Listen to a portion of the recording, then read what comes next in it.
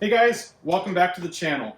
Now, my last video I did the introduction to this E28 M5 project that I've been working on for quite a while, and that video was meant to just be a quick intro. And I was going back and editing the video the other night, and I realized that I need to go through a little bit more detail on this car for you guys, so that way you have some more context of what I've done, the condition the car was when I got the car, and really the reasoning on why I've got it to the point that I have right now. So here we are. Let's run through it. I'm working on this for a customer. He purchased it online on eBay years ago, out of state. This car came from North Carolina, I believe. And if I remember correctly, it has about 189,000 miles on it. So he purchased the car and had it shipped directly to me. And it was really sight unseen. I had never seen it. He had never seen it. And when it arrived, it actually, it turned out to be a pretty good car. I was pretty impressed with it. It's been repainted at some point in its life. The interior had been redone at some point in its life. It looked, for the most part, unmodified, and it really actually looked pretty good on rust, which E28s are pretty bad on. So I was pretty pleased with the condition of the car, and we knew it was going to roll into a pretty big project. But before I really even got going on it, I took the car out for a couple test drives, and I really spent a lot of time documenting everything. So I kind of made a list through the car, and I would, the simplest stuff. Run through the power windows, make sure each one works. If one was slow, make a note. Condition of door seals. Just really picking the car apart cosmetically and functionally, and made a big list that I kept on that, because when I go to put the car back together, I go back through that list and make sure that I addressed all those problems, because clearly the car is completely torn apart at this point. So after I made that list of everything that I found wrong with the car and that we should do to the car, I had several discussions with the owner on what he wanted out of the car and what the end game was really. And one of the big requirements is, since he lives out of state from me, he wanted the car to be perfect on terms of reliability and functionality. So he didn't want to have to worry about anything breaking down on the car. He wants the car to be turnkey. And we're talking about a 30-year-old, 200,000-mile European car. That's a big ask. So it was pretty apparent from the beginning that this car was going to get fully restored. There's no way that I could meet his requirements without just going through the car top to bottom.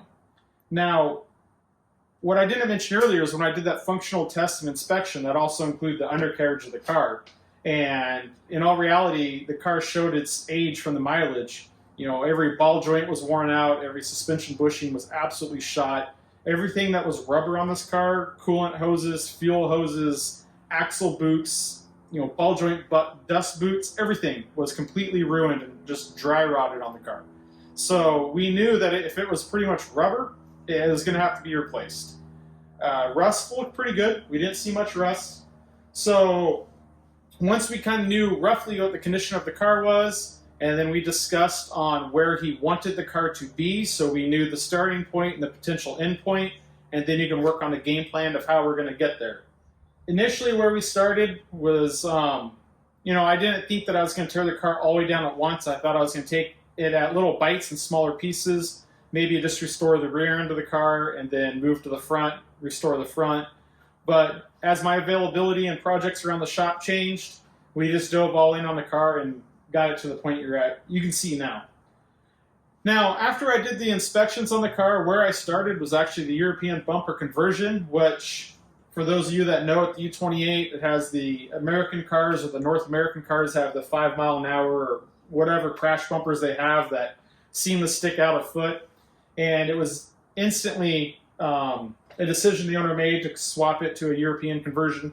So I worked on fitting the front bumper to the car, and you can see here that we chose to keep the stock front frame horns, and I'll do another video later on in more detail about how I did the Euro bumper, but I worked on getting the European bumper put on the car, and the same thing for the rear. I went ahead and fitted the rear Euro bumper to the car with the stock US valence.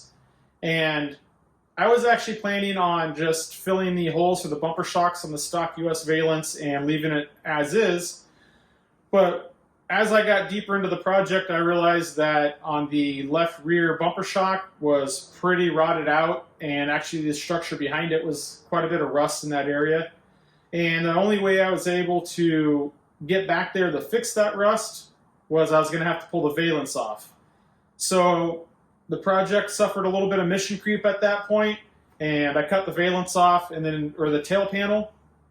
And at that point, we made the decision to put on a European tail panel, which extends down a little bit further.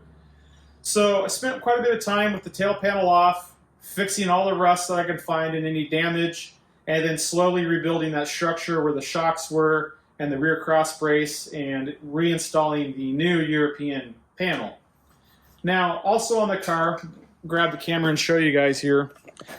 I noticed that on the passenger side here, on the rocker panel, this seam where it went to the fender to the rocker panel didn't actually exist, but it did on the driver's side.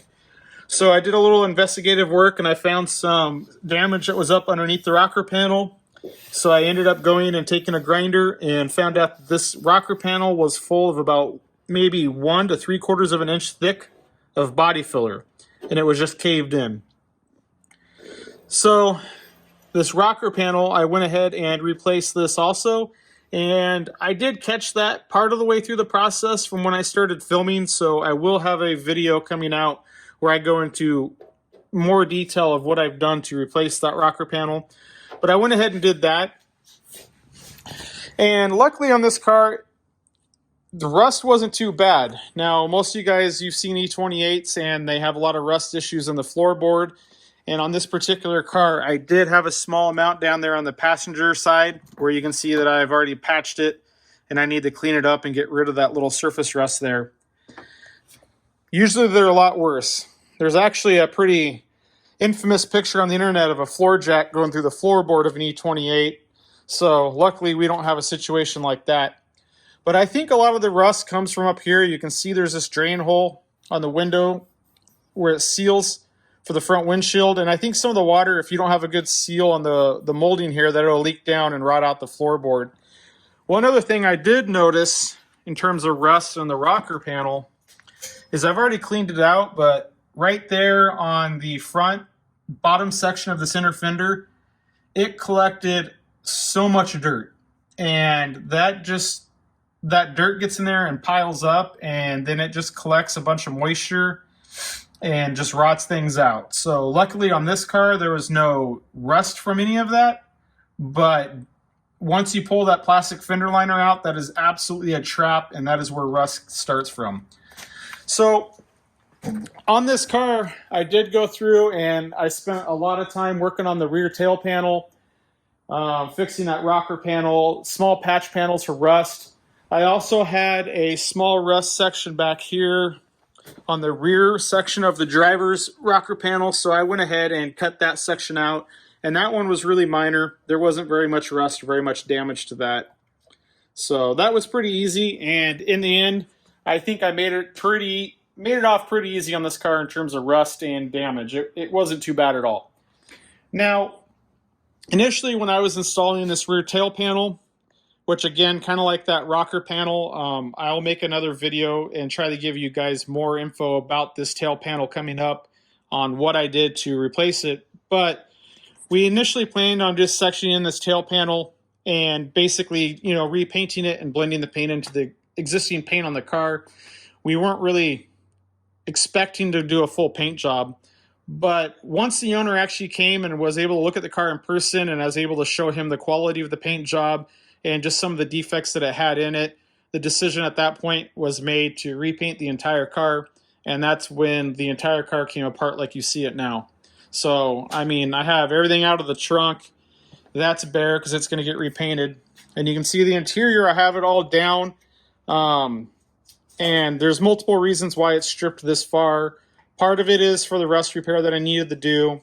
Obviously, all the dash is out of it because I needed to get to the carpet. As you know, all of the North American spec E28 M5s came with tan interior, except for 30 that came with black leather. And some of those were Canadian cars. So the owner wants to go with a black interior in this car. So in order to get the carpet out without cutting it, all of the heater box, the dash, everything had to come out to get the carpet out. So I have everything removed as far as it's going to go. You know, the doors are stripped down so I could get all the molding and trim off, and also to allow a better paint job. And I'm going to go ahead and leave it just like this, let it go to the body shop, get painted. And once it comes back, I'll clean up the interior because it's going to get destroyed at the body shop, and start, you know, rerouting the wiring back through the car and get everything back in place. Now, you also notice I have all the wiring from the trunk and underneath the car ran into the body of the car, and all the wiring from the engine bay ran into the car. Now, the reason for that is on the bottom side of the car, I will be re-undercoating it. And on the engine bay, I have it stripped down as far as I can go because that's getting painted back to gloss black again. So I needed to remove everything for the body shop.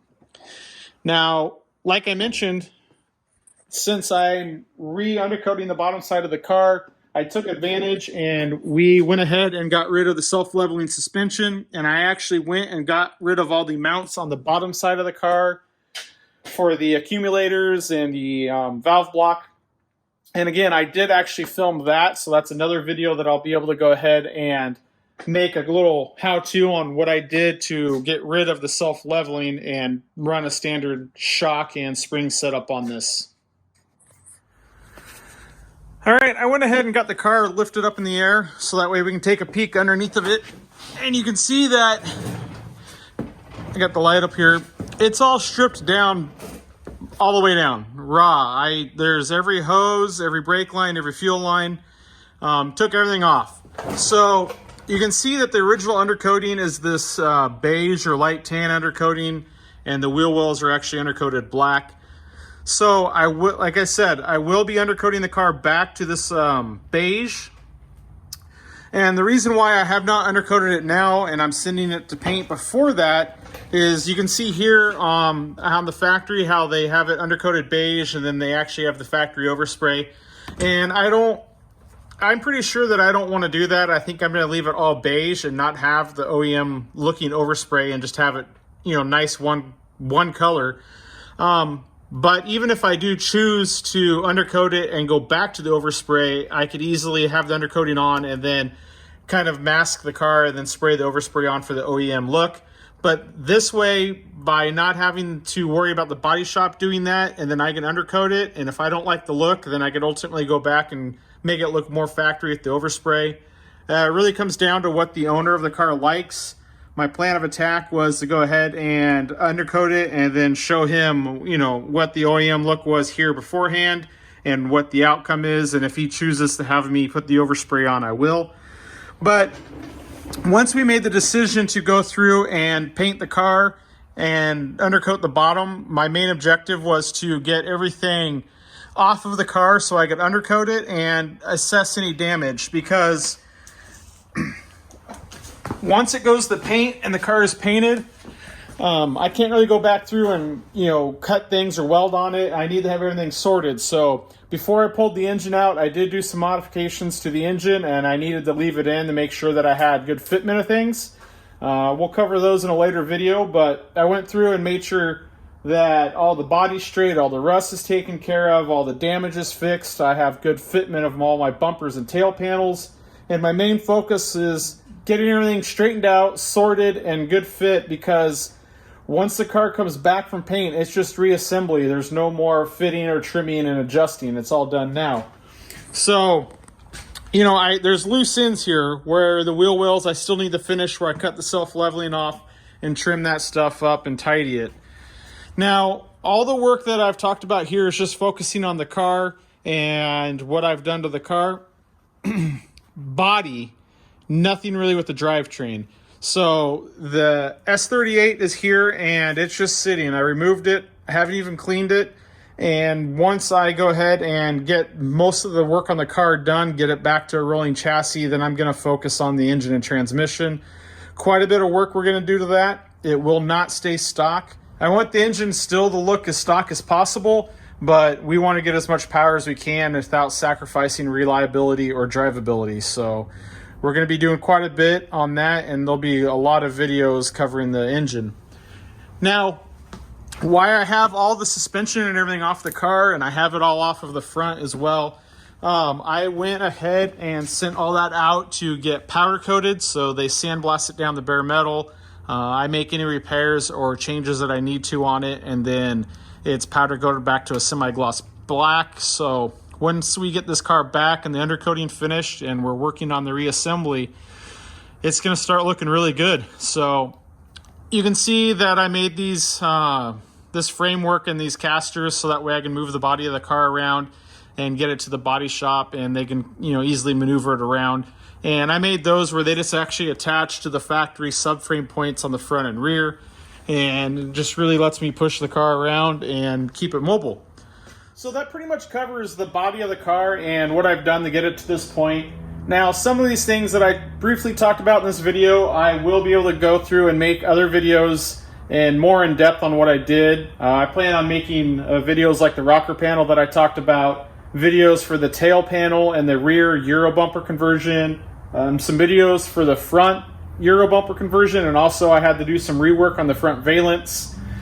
And really everything else that I plan on doing to this car, I'm going to film and upload the videos so that way you guys can follow this project all the way through. Now, again, this is a big hurdle, and I've been focusing purely on the body, so once this car goes the paint and comes back, we're going to focus on the fun stuff where we see a lot of visual changes. And once we get the car, you know, quite a ways along, then we can really focus on the engine and drivetrain from there. So for now, that's all I have. If you guys want to follow this project, please subscribe to the channel, turn on the notifications so you know when I upload new videos, and please drop your comments below. I'd love to hear what you guys have to say. Thanks for watching the video.